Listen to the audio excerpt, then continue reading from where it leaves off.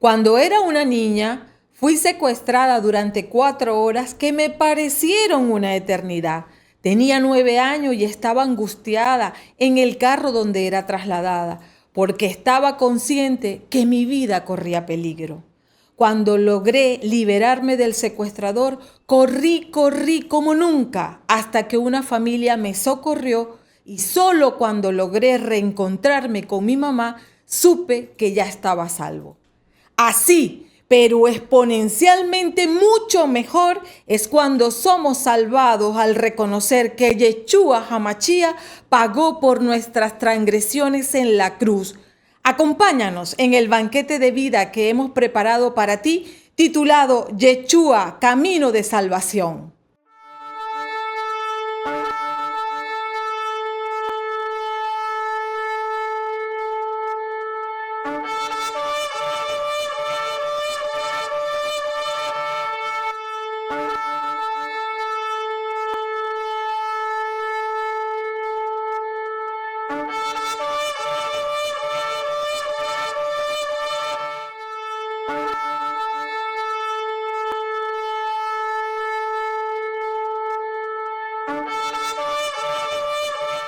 Bienvenidos, preciosos reyes amados, a esta convocatoria semanal del Shabbat de Delicia, donde el Padre bueno Jehová Dios está descansando y tenemos comunión con Él con más intimidad, pues nosotros también descansamos con Él. Vamos a iniciar este poderoso banquete definiendo que el término salvar o poner a salvo lleva implícito la acción de proporcionar todo el sustento necesario para hacer progresar la vida. Quien salva está en la capacidad de proveer casa, vestido, alimento, descanso, seguridad, comodidad. Es alguien dotado de capacidades para suplir las necesidades y requerimientos para la prosperidad del espíritu, el alma y el cuerpo. En lo que respecta a la humanidad, solo Yeshua HaMashiach está facultado como el novio que subió a la presencia del Padre a preparar lugar para luego, en el tiempo fijado por el Padre Eterno, venir a buscar a su Eclesía Santa para su salvación definitiva, estableciendo el reino milenial y posteriormente el reino definitivo.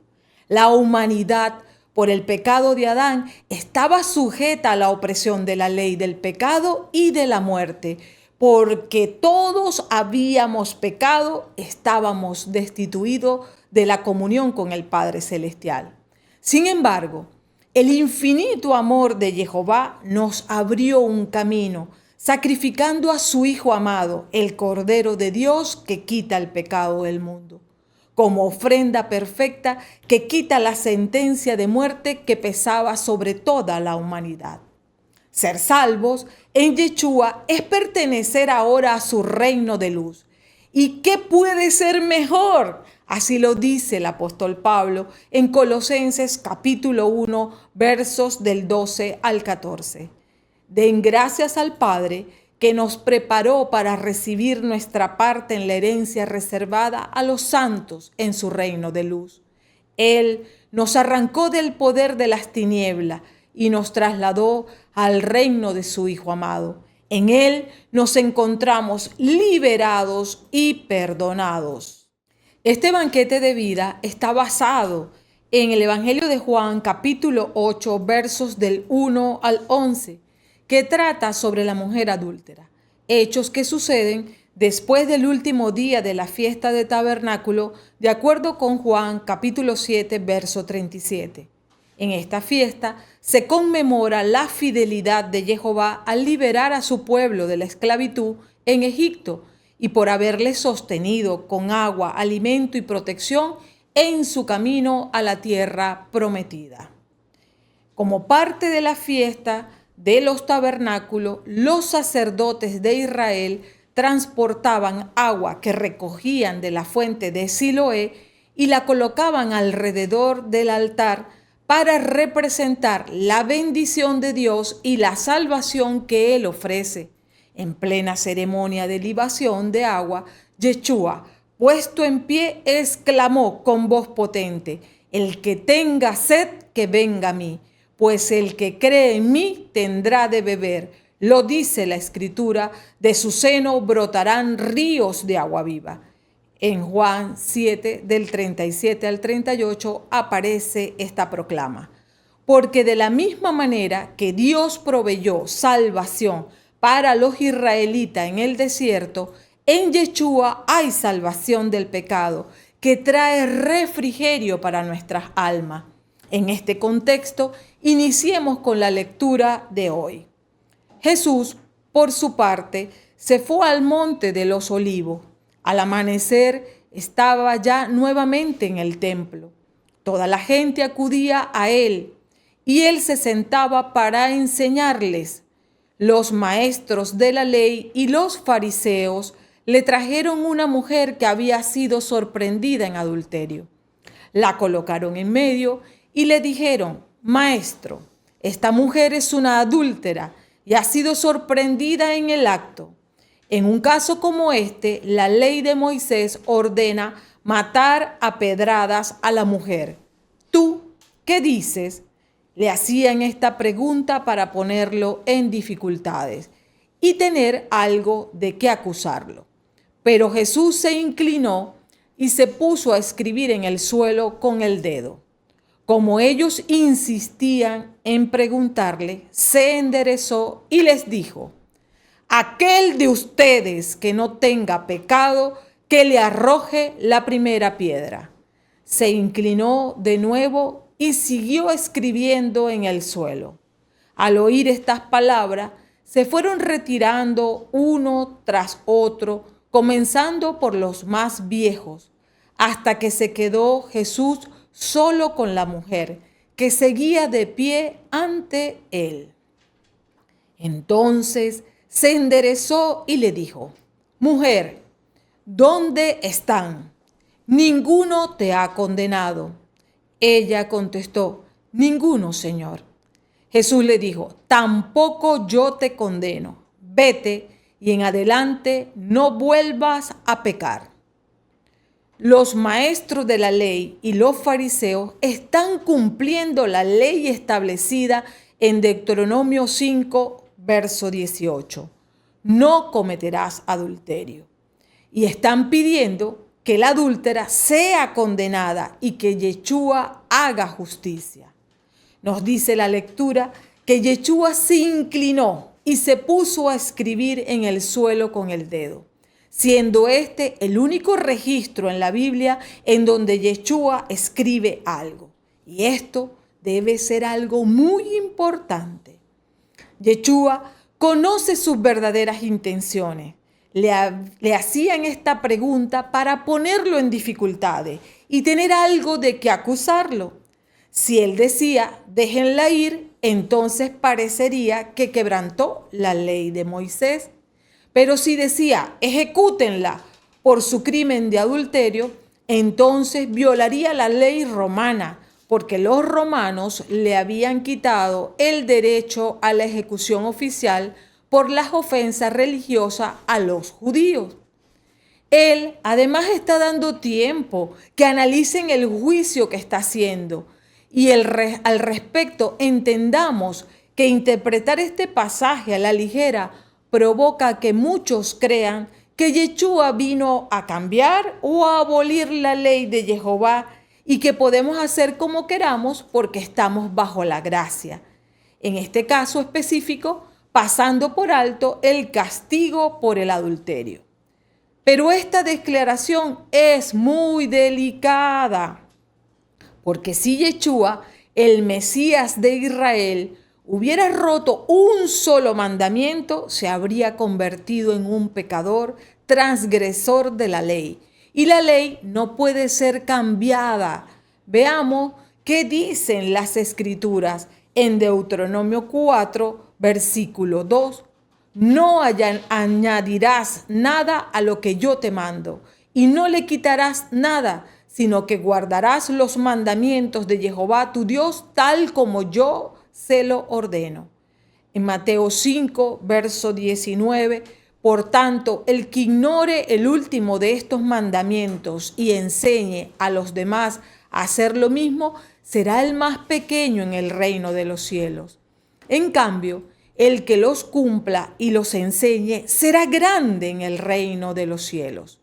Y en Santiago capítulo 2 versos del 10 al 11, porque si alguien cumple toda la ley, pero falta a un solo punto, es como si faltara en todo.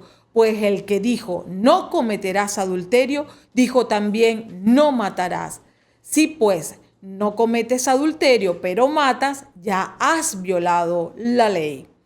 Por ello, si Yeshua desobedece la ley, pierde su facultad de ser salvador de la humanidad, como su nombre lo indica, fallando a su propósito.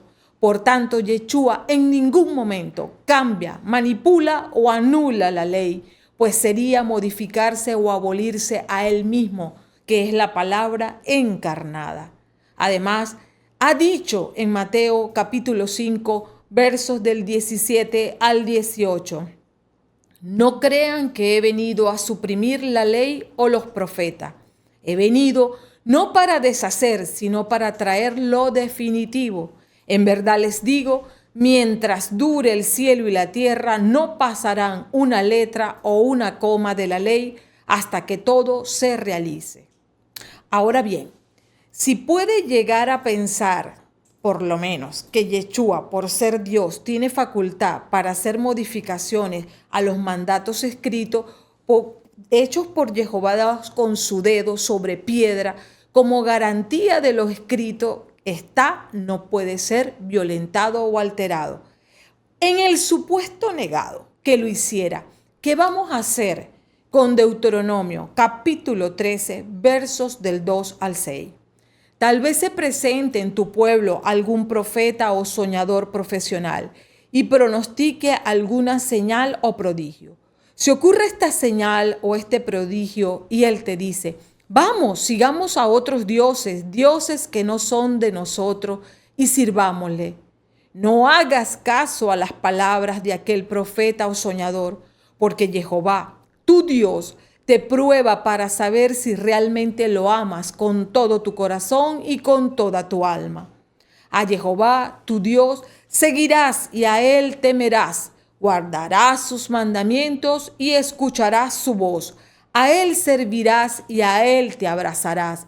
Ese profeta o soñador debe morir porque habló de traicionar a Jehová, tu Dios, que te sacó del país de Egipto y te rescató de la casa de la esclavitud.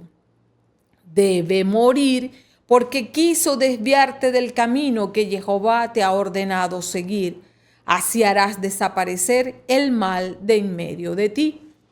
Entonces, ¿será que Yeshua es un falso profeta y que Jehová puede echarse atrás siendo por tanto manipulable y sobornable, prestándose a corrupción? Por supuesto que no. Ya lo dice Números capítulo 23, verso 19. Dios no es un hombre para que mienta, ni es un hijo del hombre para volver atrás. Dice algo sin que lo haga o habla sin que actúe. Y en Deuteronomio capítulo 10, verso 17, porque el Señor tu Dios es el Dios de los dioses y el Señor de los señores, el Dios grande, valeroso y temible, que no hace acepción de persona ni se deja sobornar. A la luz de la verdad de la palabra, vamos a estudiar el contexto de la ley sobre el adulterio. En Levítico capítulo 20, verso 10. Si alguno comete adulterio con una mujer casada, con la mujer de su prójimo, morirán los dos, el adúltero y la mujer adúltera. Ahora, si la mujer fue sorprendida en el acto de adulterio, como lo relata el verso 4, maestro, esta mujer es una adúltera y ha sido sorprendida en el acto, cabe aquí una pregunta de simple lógica razonable. ¿En dónde está el varón que estaba con ella en el acto de adulterio? Traer solo a la mujer sin presentar al varón hace de este juicio ilegal. Para evaluar más arbitrariedades en estas acusaciones, Leamos Deuteronomio capítulo 17, versos del 6 al 7. Exigirás las declaraciones de 2 o 3 testigos para condenarlos a muerte. Nadie será condenado a muerte por la acusación de un solo testigo. La mano de los testigos será la primera en tirar piedras para matarlo. Después todo el pueblo lo apedreará. Así harás desaparecer el mal de en medio de ti. Y en Deuteronomio capítulo 19, verso 15. Un solo testigo no es suficiente para condenar a un hombre, sea cual fuere el delito o falta de que se le acusa. Solo por el testimonio de 2 o 3 testigos se decidirá la causa. En consecuencia de esto, ¿dónde están los testigos que exige la ley de pena de muerte? Ahora, como ellos insistían en preguntarle, se enderezó y les dijo: aquel de ustedes que no tenga pecado, que le arroje la primera piedra. Se inclinó de nuevo y siguió escribiendo en el suelo. Vuelve Yeshua a dejarlos a solas con su conciencia, dándoles tiempo para que se examinen a sí mismos. Pero, ¿qué escribe Yeshua en el suelo? Busquemos un testigo en la Escritura. Jeremías capítulo 17, verso 13. Tú, Señor, eres la esperanza de Israel. Todos los que te abandonan quedarán confundidos. Los que se apartan de ti serán escritos en el polvo, porque han abandonado el manantial de agua viva. Aquellos que se apartan de Jehová serán señalados y registrados, escritos en polvo que se lleva el viento sin dejar rastro, y se verán avergonzados por rechazar al que hace brotar ríos de agua viva. Es probable entonces que este verso de Jeremías o los nombres de estos maestros de la ley y fariseos estaban siendo escritos por Yeshua en el suelo. Para quienes practican la maldad y la mentira, tienen que saber que no podrán entrar en la Nueva Jerusalén, como el propio Yeshua lo dice en Apocalipsis capítulo 21, verso 27. Nada impuro podrá entrar en ella, ni tampoco entrarán los que hayan practicado la abominación y el engaño. Únicamente podrán entrar los que estén inscritos en el libro de la vida del Cordero, por lo que desaparecerán sus nombres escritos en el polvo. Y aquí cabe hacernos una pregunta: ¿dónde queremos que se escriba nuestro nombre? ¿En el libro de la vida por justos y piadosos, o en el polvo del suelo por infieles e impíos? En su respuesta, Yeshua les está diciendo: aquel de ustedes que no haya transgredido la ley, que lance la primera piedra, porque todo pecado es no guardar la ley, como bien lo define Primera de Juan capítulo 3, verso 4. No se puede pecar sin quebrantar la ley. Todo pecado es rebeldía. Estos maestros de la ley y los fariseos conocían muy bien la ley y se sentían a salvo bajo la capa de religiosidad. Creían que el juicio de Dios vendría sobre los gentiles que no conocían a Dios y sobre los pecadores notorios como los publicanos y las prostitutas. Ellos eran de este tipo de personas que, como no matan, ni roban, ni han violado a ninguna mujer, pensaban que ya no tendrían que pasar por el juicio de Dios. Pero no es esto lo que dice el apóstol Pablo en Primera de Corintios capítulo 4, verso 5. Por eso, no hagan juicios prematuros, dejen que venga el Señor. Él sacará a la luz lo que está oculto en las tinieblas y manifestará las intenciones secretas de los corazones. Entonces, cada uno recibirá de Dios la alabanza que le corresponda. Esta suposición se basa en la falsa idea de que la ley solo condena los pecados grotescos que avergüenzan a todos los hombres. Pero lo cierto es que la transgresión de cualquiera de sus mandamientos acarrea el castigo. En este sentido, tan grave es el homicidio como el adulterio, el robo, la mentira y la codicia. Los maestros de la ley y los fariseos estaban conscientes de lo fraudulento de este juicio. Por ello, muy a pesar de que tenían un corazón endurecido, sintieron dentro de sí la voz acusadora de la conciencia y por eso, al oír las palabras de Yeshua, se fueron retirando uno tras otro, comenzando por los más viejos hasta que se quedó Jesús solo con la mujer que seguía de pie ante él. Saben que son culpables de pretender manipular la ley de Dios y además saben que de perseverar en su maldad recalcitrante, de lograr levantar un testigo, se les vendría encima con más fuerza el peso de la ley, de acuerdo con Éxodo capítulo 23, versículos 1 y 2. No atestigües en falso, ni ayudes al malvado dando un testimonio injusto. No te dejes llevar ni sigas a la mayoría cuando declares en un proceso. También lo podemos leer en Deuteronomio 19, versos del 18 al 20. Los jueces examinarán minuciosamente y si resulta que el testigo ha dicho una mentira, acusando falsamente a su hermano, le impondrán a él la pena que pretendía imponer a su hermano. Así arrancarás el mal de en medio de ti, porque los demás, al saberlo, temerán y no cometerán cosas semejantes.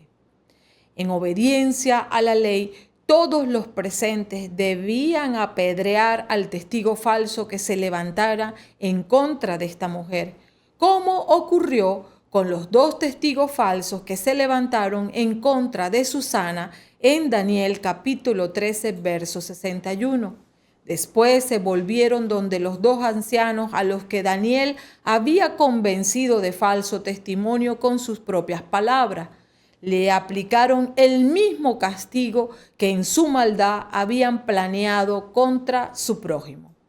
No podemos avanzar, preciosos reyes amados, sin antes aclarar que la respuesta de Yeshua se interpreta y se enseña de forma errónea, por lo que el común de la gente suele decir: si Yeshua perdonó a la mujer adúltera, ¿quién eres tú para decirme que no peque? Quienes así piensan han recibido una enseñanza por parte de los ciegos que instruyen mal, diciendo que no se puede juzgar, cuando lo que revela este pasaje de la Biblia es que no debe hacerse juicio injustamente con el único propósito de condenar. Porque todo juicio que se hace a través de la palabra de Dios debe ser con el único fin de salvación de las almas, para que el pecador haga techubá, reciba de Dios la conversión y camine en la senda estrecha hasta la vida eterna.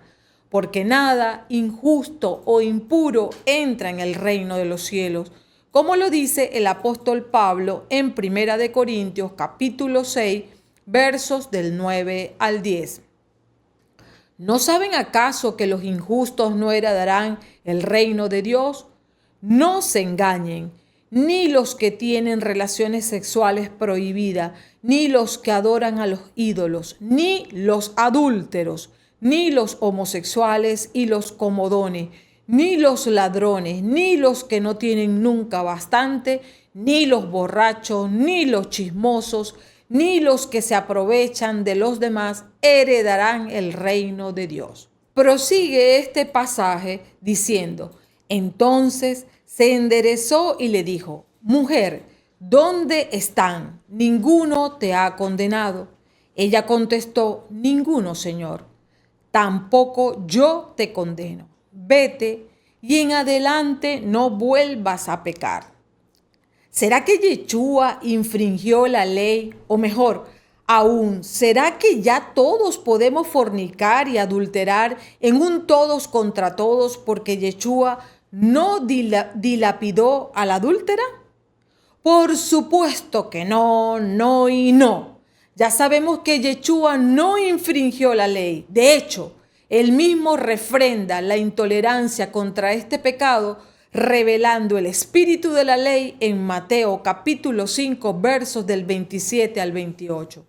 Ustedes han oído que se dijo, no cometerás adulterio, pero yo les digo, quien mira a una mujer con malos deseos, ya cometió adulterio con ella en su corazón. En esta respuesta se muestra una pincelada de la obra de Jehová Dios en Yeshua, a través de quien hizo una nueva alianza, por medio de la cual hay la gracia de ser hechos nuevas criaturas, siendo solo Yeshua el camino, la verdad y la vida a transitar para la salvación. Y se logra por decidir hacer techubá. Por lo tanto, estas palabras de Yeshua constituyen un mandamiento para esta mujer en frente al Salvador, quien le está dando la oportunidad de nacer de nuevo y ahora caminar en la instrucción de sus palabras. Vete y en adelante no vuelvas a pecar. Yeshua ha dado un mandato similar 3 capítulos atrás en Juan capítulo 5, verso 14. Más tarde, Jesús se encontró con él en el templo y le dijo, ahora estás sano, pero no vuelvas a pecar, no sea que te suceda algo peor. Aquí viene acompañado de una advertencia de reincidir en el pecado después de haber sido perdonado y restituido, trae consigo el caer en una condición peor. Asimismo lo afirma Segunda de Pedro, capítulo 2, versos del 20 al 22. Y si estos que se habían liberado de los vicios del mundo por el conocimiento del Señor y Salvador Jesucristo, vuelven a esos vicios y se dejan dominar por ellos, su situación actual resulta peor que la primera. Más les valdría no haber conocido los caminos de la santidad que después de haberlos conocido apartarse de la santa doctrina que les fue enseñada. Se les aplica con razón lo que dice el proverbio: el perro vuelve a su propio vómito y el cerdo lavado se revuelca en el barro. Por ello, quien forma parte de la eclesía de los sacados fuera del mundo, demonio y carne, y adultera, debe ser amputado de la eclesía. Recordemos que la muerte que se aplicó en Adán trajo la consecuencia inmediata de la excomunión espiritual. Fue amputado del paraíso. Tanto él como su mujer adulteraron. Por tanto, fueron separados de la presencia de Jehová Dios. Preciosos Reyes Santos, les invito a ampliar sobre el tema viendo la hermenéutica de estas lecturas y para ello el enlace se los dejo en la descripción. Entendamos que el perdón no significa que ahora se puede pecar sin ninguna restricción. Por el contrario, volver a los pecados mortales después de haber sido salvados es despreciar el sacrificio de la cruz del Calvario, es despreciar a Dios mismo, es levantar muros de impiedad entre Yeshua y nosotros, es sumergirnos en abismos de tinieblas. Es tan absurdo como el hecho de que un náufrago, después de estar en peligro de muerte por inanición, deshidratación y asfixia por inmersión y haber sido rescatado por el Comando de Vigilancia Costera, se tire con alevosía, que es el cálculo frío de la traición, por la borda para provocar deliberadamente el que regresen para rescatarlo nuevamente. No se puede tentar al Señor nuestro Dios. Esta acción voluntaria inhabilita el amor, ya que el amor jamás salva a quien no quiere ser salvado. El requisito fundamental es hacer techubá para ahora creer en Yeshua, que es obedecerle. Dice el Evangelio de Juan, capítulo 3, versos del 17 al 18. Dios no envió al Hijo al mundo para condenar al mundo, sino para que se salve el mundo gracias a Él. Para quien cree en Él no hay juicio. En cambio, el que no cree ya se ha condenado por el hecho de no creer en el nombre del Hijo único de Dios. El desafío de nuestras vidas inicia una vez que somos salvados en el sacrificio del amado Yeshua HaMashiach. De allí en adelante requerimos caminar en comunión íntima con su Logos y Rema para ser ayudados por Jehová en la perseverancia de la nueva vida de santidad que hemos recibido. El agradecimiento es la respuesta eternamente presente en el que está consciente de las bendiciones en incremento que posee en la nueva vida de santidad, integridad y fidelidad a Jehová, que ha recibido por pura gracia, por lo que busca cada vez más hacerse dependiente del amado Yeshua HaMashiach. Por ello, digamos como el apóstol Pablo en Filipenses capítulo 3, versos del 13 al 14. No, hermanos, yo no me creo todavía calificado, pero para mí ahora solo vale lo que está adelante.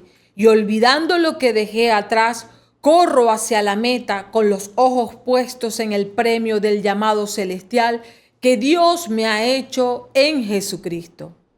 Preciosos reyes amados, solo hay victoria y salvación en Yeshua HaMashiach, nuestro Señor. Amén.